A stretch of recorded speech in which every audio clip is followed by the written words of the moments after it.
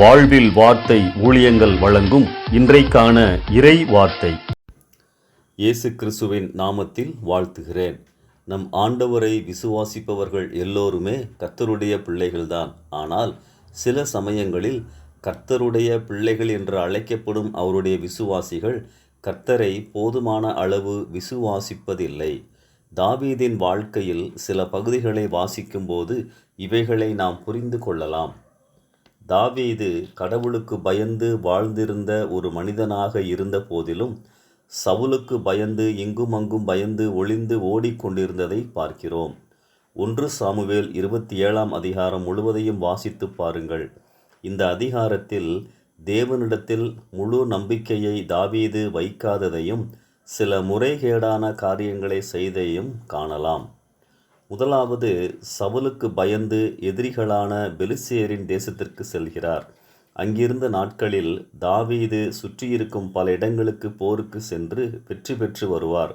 ஆனால் பெலிஸ்திய ராஜாவிடம் இஸ்ரவேலரின் மத்தியில் சென்றேன் என மாற்றி சொல்லி தான் இஸ்ரவேல் மக்களின் விரோதி என்று அந்த ராஜாவை நம்ப வைப்பார்.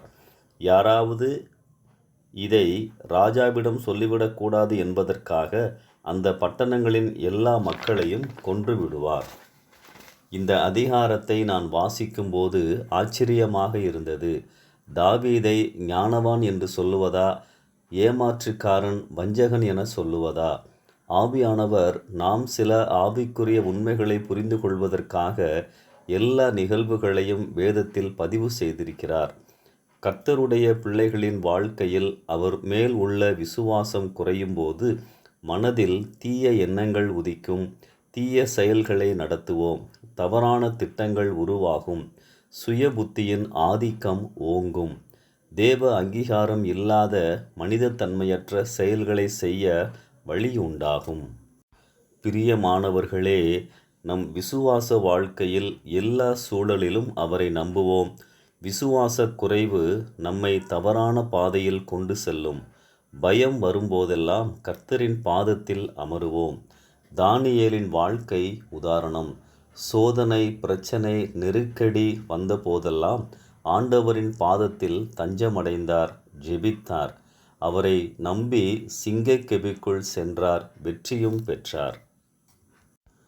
பயம் வரும்பொழுதெல்லாம் கர்த்தரின் பாதத்தில் அமருவோம். பலப்படுத்துவார், வழிகளை காட்டுவார். ஆம், நம் ஆண்டவர் வல்லமையுள்ளவர் மட்டுமல்ல, அன்புள்ளவர், உண்மையுள்ளவர். எல்லா சூழ்நிலைகளிலும் நம்மை நடத்துவார். எப்போதும் அவரை நம்புவோம். அவரின் ஆளுகைக்குள் நம்மை அர்ப்பணிப்போம். இந்த சிந்தையோடு இந்த நாளை ஆரம்பிப்போம். கர்த்தரின் கரம் உங்களோடு இருப்பதாக. ஆமென்.